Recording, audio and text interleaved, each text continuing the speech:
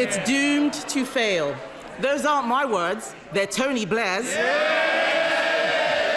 wants to throw words back. He should speak to him. Bring him back. But the truth is, the Prime Minister is on another planet. His net zero plans mean ever more expensive energy. Across the country, jobs are disappearing. Last week, a ceramics factory in Stoke closed because of energy costs. This morning, 250 more job losses have been announced in the North Sea. And yet, the amount of gas the UK is importing is doubling.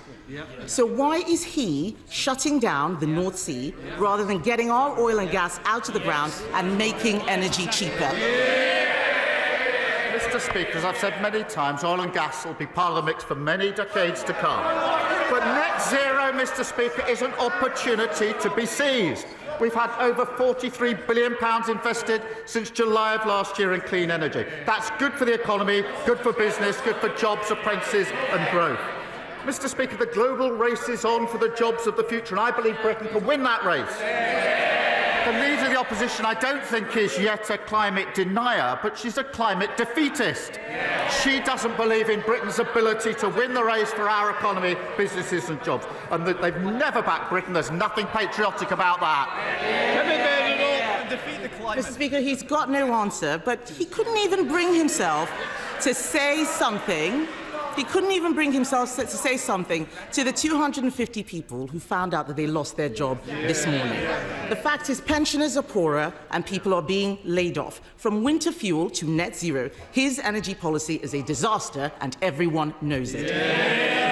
We know it, the public know it, the unions know it, his MPs know it, even Tony Blair knows it. His only answer is to go further and faster in the wrong direction.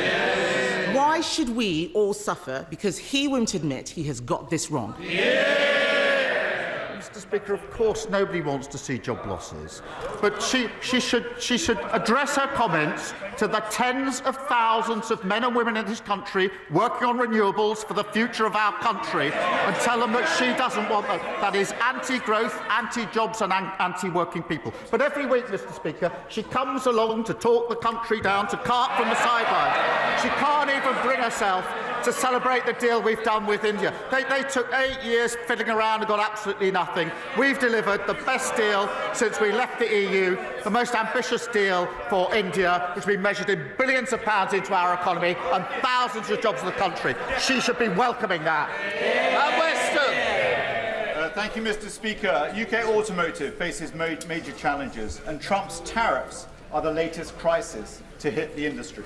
Investment and jobs are now on the line, from Mini to McLaren, Aston Martin, Jaguar Land Rover, and many others. Will the Prime Minister continue to make their case in his talks with the US regime and remain a champion for this vital sector, unlike the Honourable Member for Clacton, who believes that Jaguar deserves to go bust? Mr. Speaker, he makes a very good point. We are backing British car companies like JLR, and our India trade deal will see tariffs slashed for car sales, and that is good for British jobs. And the criticism on the double taxation is incoherent nonsense. It's a benefit to working people. It's in the agreements that we've already got with 50 other countries. And if the member for Clacton or the Leader of the Opposition is seriously suggesting that they're going to tear up agreements with 50 other countries, create a massive hole in our economy, they should get up and they should say so. Leader of the Liberal Democrats, Sir Ed Davey. Thank you, Mr. Speaker. As we celebrate 80 years since Britain led our allies to victory over fascism, can I, on behalf of the Liberal Democrats, pay tribute to all those who struggled and sacrificed so much for our freedoms today? And can I associate myself with the Prime Minister's remarks about the conflict in Kashmir, and with him urge restraint and de-escalation on both sides? Mr. Speaker, among the messages voters sent ministers last week, one stood out: bring back the winter fuel payment for millions of struggling pensioners. So people will be disappointed the Prime Minister failed to do that today. Mr. Speaker, he says he wants to go further and faster to clean up the mess left by the Conservatives.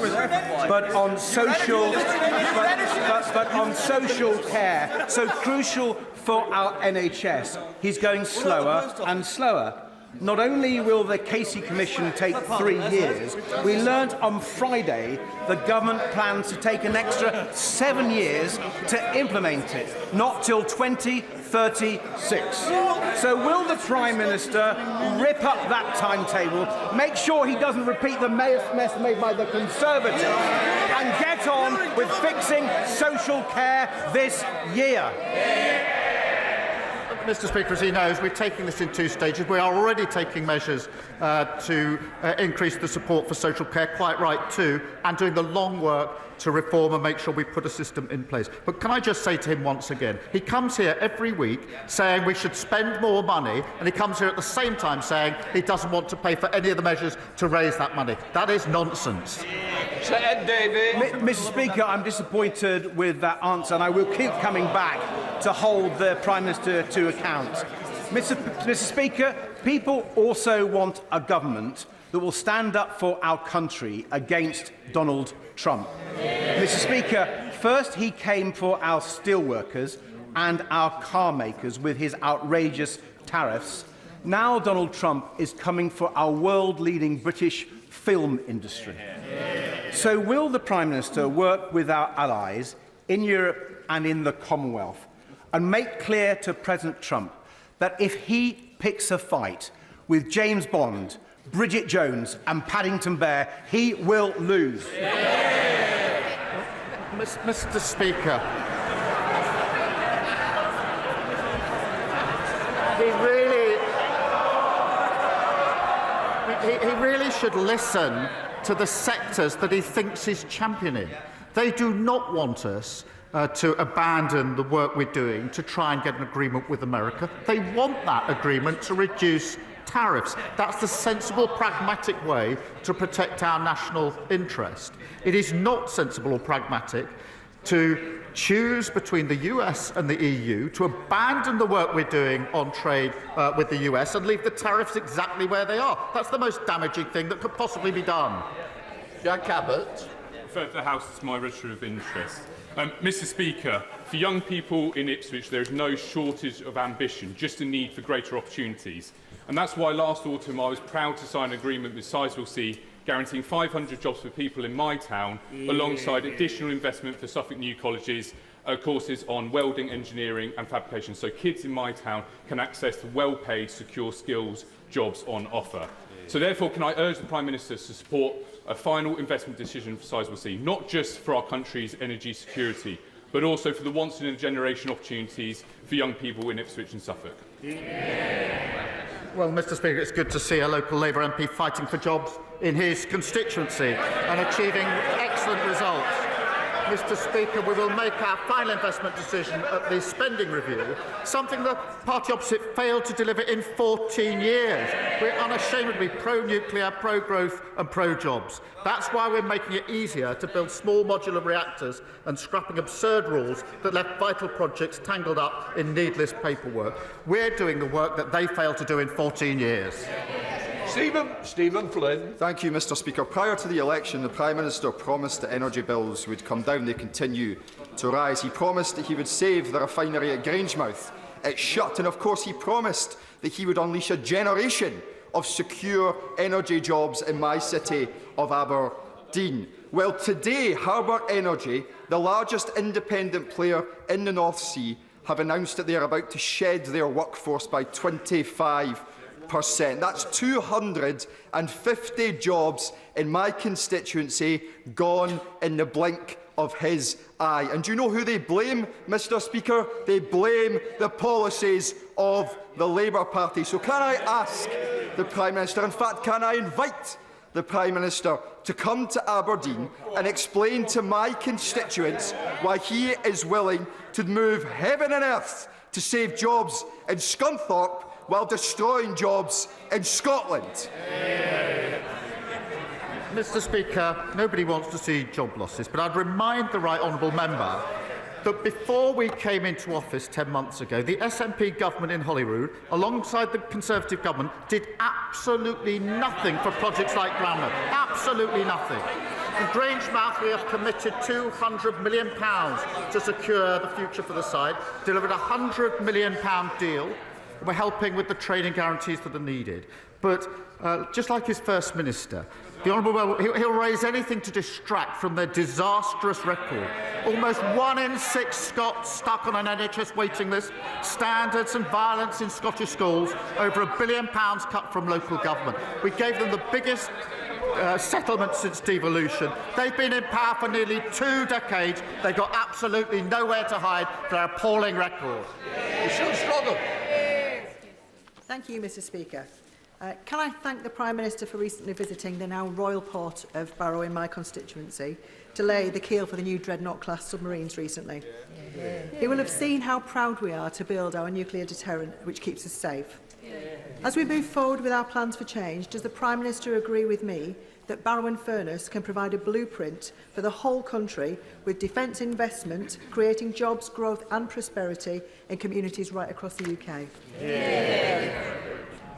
She's absolutely right, Mr. Speaker. Royal Barrow is a model for how defence can be a catalyst for the skilled, well-paid jobs right across the United Kingdom. And I was proud and humbled to thank the crew of the Vanguard submarine returning home after months away, including 4 of those on board who are returning to their newborn children.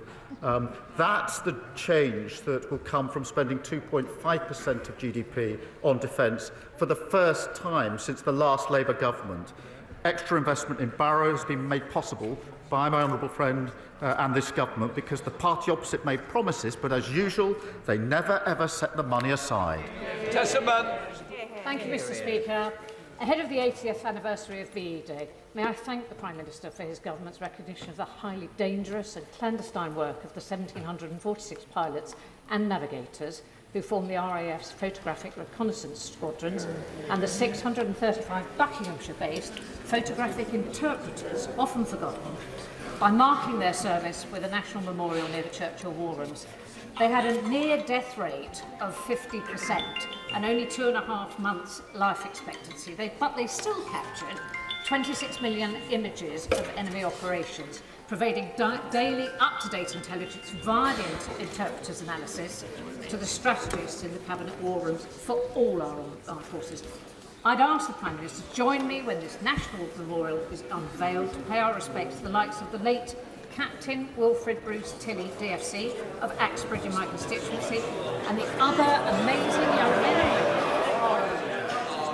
women whose work was so critical to the safety of millions of people in this country and elsewhere. Well, can I thank her for raising this really important issue? And I'm sure members across the House would support a memorial to the service and sacrifice of those veterans. The bravery and service of individuals like Captain Tilley and others in the photographic reconnaissance units and photographic interpreters saved the lives of many servicemen and servicewomen and, of course, civilians at the cost, as she rightly points out, of many casualties, in fact, of those units. So as we mark the 80th anniversary of VE Day, we will remember them who helped secure our greatest victory. Thank you, Mr. Speaker. Mr. Speaker, the London Borough of Hackney spends £54 million a year and rising on temporary accommodation. Not only is this costing the taxpayer dear, but it's wrenching families apart, communities rent asunder, schools are closing, and families are living in hostels in overcrowded rooms or far-flung out of London. I welcome our pledge to build 1.5 million new homes. Will the Prime Minister reassure my constituents that social housing is a priority for him? Well, she's absolutely right. Families are desperate for security of their own home, and we're delivering the biggest boost to affordable and social housing in a generation, backed by an additional £2 billion of investment. And that and our reforms will supply our ambitions to build 88,000 new homes across London, including in her constituency. Mr. Speaker, at the same time, we're tackling the root causes of homelessness and, of course, scrapping Section 21 evictions. Savage. Thank you, Mr. Speaker. Under the Conservatives, inequality has surged, with now over 14 million people, including 2,000 children in the South Cotswolds, now living in poverty, while the richest 1% see their incomes soar. Of the developed countries, we are now the 9th most unequal. Will the Prime Minister listen to the Liberal Democrats, the public and many of his own Labour backbenchers and commit to reversing changes such as PIP, the winter fuel allowance and two-child benefit cap, and introduce clear poverty reduction targets to ensure that any economic growth benefits those who need it most? Well, she's right to raise the appalling record of the last government, which saw 900,000 more children in poverty. Mr. Speaker, we're already delivering 750 free breakfast clubs, boosting the minimum wage for over 3 million. That's the lowest paid workers in our country. And the Child Poverty Task Force is looking at every lever that can be pulled. I'm very proud of the last Labour government's record on tackling poverty, and we'll continue to do that in this government. Lynn Stewart. Mr Speaker, last month's data showed the NHS lists in Wales fell by 3 months in a row. In England, the waiting lists have fallen by 6 months in a row. In Scotland, after nearly 20 years in charge, the SNP government have left our NHS on its knees. Instead, remarkable acts of charity from rock legend Rod Stewart are helping people to get the care they need. Will the Prime Minister agree with me that Scotland needs a new direction so that my constituents in Ayr, Carrick and Cumnock don't rely on charity for their health care? Well, I thank her for raising this issue. The contrast, as she points out, is stark. In England and Wales, waiting lists are falling, with over 3 million extra appointments already delivered. In Scotland, the SNP they've just introduced, Mr Speaker, their 5th NHS recovery plan in just 4 years. They've had the biggest budget settlement since devolution. Nearly 2 decades in power, they've still no idea how to fix the NHS, and they've run out of excuses. John Burry. Mr Speaker, VE Day marked the end of horror in Europe, and afterwards our post-war expansion of welfare benefits was something truly principled from Labour. So, given the real fear felt by disabled people in Brighton Pavilion and across the nation, will the Prime Minister agree that now is the time to be principled again and restore their support, not make his MPs vote to restrict it? Well, I thank her for raising the record of the post-war Labour government, a great reforming government. Mr Speaker, the principles remain the same, which is those that need support and protection should have that support and protection. Those that can be supported and helped into work should be helped and supported into work, something that isn't happening under the system as it is, and those who can work should work. Conor Nace. Thank you, Mr Speaker. Crewe in my constituency has a proud rail heritage, with Crewe Station boasting unrivalled 360-degree connectivity to all 4 corners of our country. So when the Conservative government took the decision to cancel the second leg of HS2, this was a great betrayal of my constituents, taking a sledgehammer to our town's prospects for regeneration and prosperity. So will the Prime Minister look kindly upon proposals to extend high-speed rail north of Birmingham, utilising Crewe's unique strategic value to the rail network and bringing opportunity and prosperity to the north of England? Well, Mr Speaker, he's right to highlight the importance of stronger and more reliable rail connections, improving journeys and driving economic growth. The party opposite utterly failed to grip delivery on HS2. Costs went through the roof, timelines were shredded, false promises and a total failure. Mr Speaker, we're reviewing the position that we inherited, and we're committed to improving rail connectivity across the north, and we've already announced £415 million extra for the key Trans-Pennine route upgrade, which will slash journey times, deliver growth and more reliable modern services for passengers. Thank you, Mr Speaker. This week, the Israeli government approved a plan to officially conquer Gaza. And just yesterday, Minister Smotrich vowed that Gaza will be entirely destroyed and that the Palestinians will have to leave in great numbers to third countries. This comes at the end of the extermination of over 50,000 Palestinian men, women and children, and something at the same time simultaneous expansion of illegal settlements in the West Bank, something I witnessed with my own eyes last week. So will now the Prime Minister finally acknowledge that ethnic cleansing is underway and to end all UK military cooperation with Israel, especially the illegal provision of F-35 fighter jet parts, or will he risk make Britain complicit in war crimes and be the Prime Minister to see Britain answer at The Hague for its role in this atrocity? Well, Mr. Speaker, most of what he says is simply not right. But can I address? I do want to address the position in Gaza and the West Bank, because it is increasingly intolerable, and I am deeply concerned, particularly with the lack of aid that is getting in and the impact it's having on tens of thousands, hundreds of thousands of individuals. That concern is something I recently reaffirmed to the Prime Minister of the Palestinian Authority, where I asserted again that a two-state solution is the only viable approach for peace. And our focus is on delivering peace for Palestinians and Israelis, returning to the ceasefire, getting the hostages out and humanitarian aid in that is desperately needed in greater number and more quickly. Maureen Barr. Thank you, Mr. Speaker. As a result of a relationship breakdown, my constituent Martin and his 3 children ended up homeless. They have gone from living in a hotel to temporary accommodation. Martin feels abandoned because Glasgow City Council haven't been in contact for months. Months of uncertainty has disrupted all their lives, but Martin is especially worried about the impact on his children's education. Like any father, he wants stability for his family, but the lack of social housing means they are stuck in complete limbo. Does the Prime Minister agree with me that every child, no matter where they live, deserves a safe home and access to a good education, and that in every part of the UK we need to build more social housing to end homelessness? Yeah. Well, Mr. Speaker, I'm deeply sorry to hear about Martin's case and absolutely agree with her comments about every family deserving a safe and a secure home. And in England, that's why we're investing an additional £2 billion to help deliver the biggest increase in social and affordable house building in a generation. But in Scotland, it is frankly disgraceful that over 10,000 children have no fixed home to call their own after nearly 20 years of an SNP government.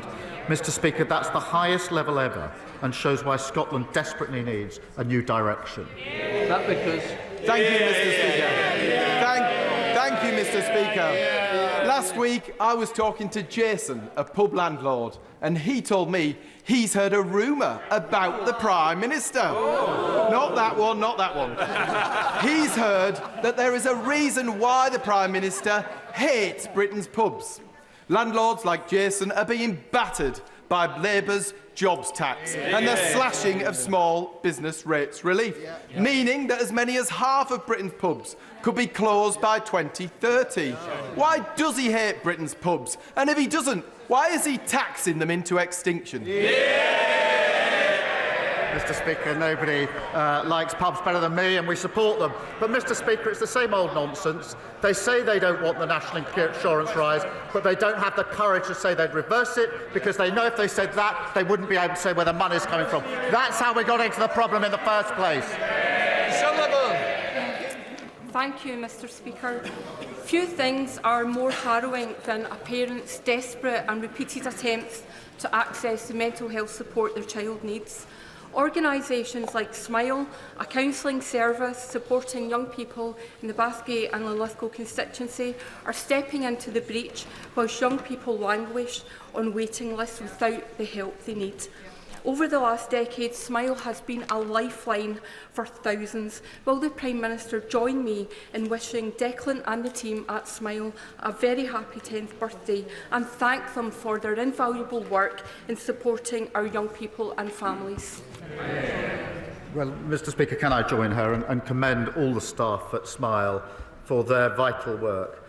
Far too many young people are left without the support that they need.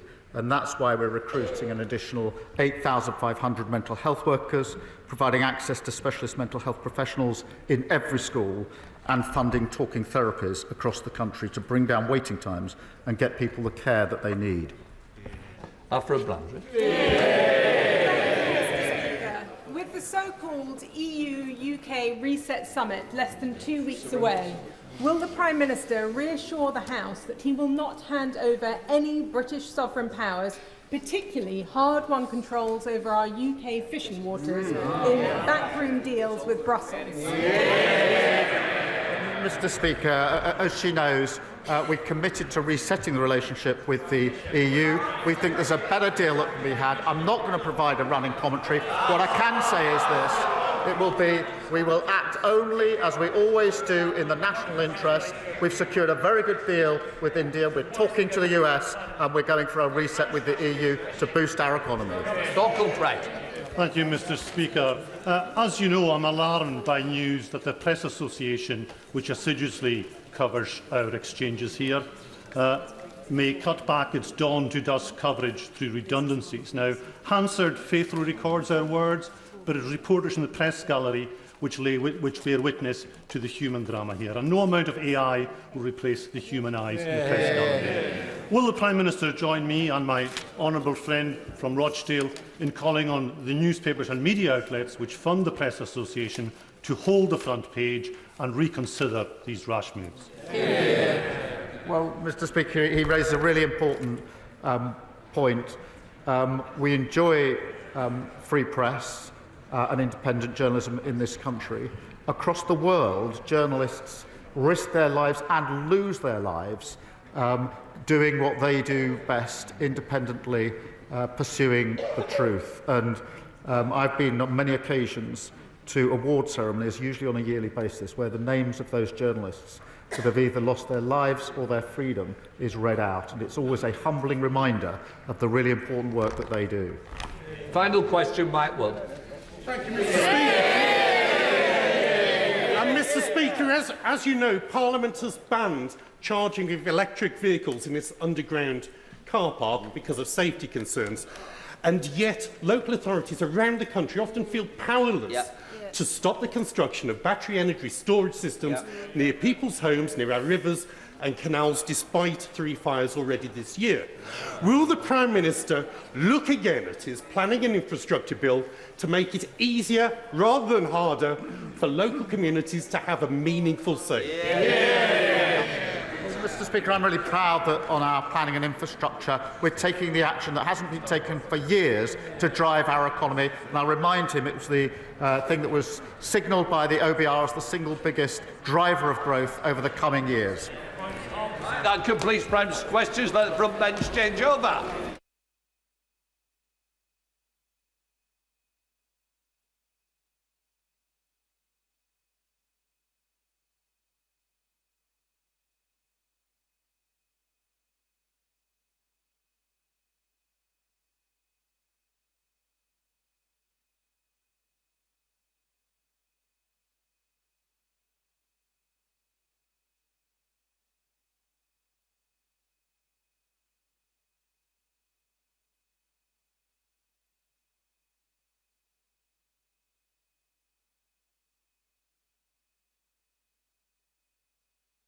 Right, we now come to the urgent question. Stuart Andrew. Thank you, Mr. Speaker. To ask the Minister if he will make a statement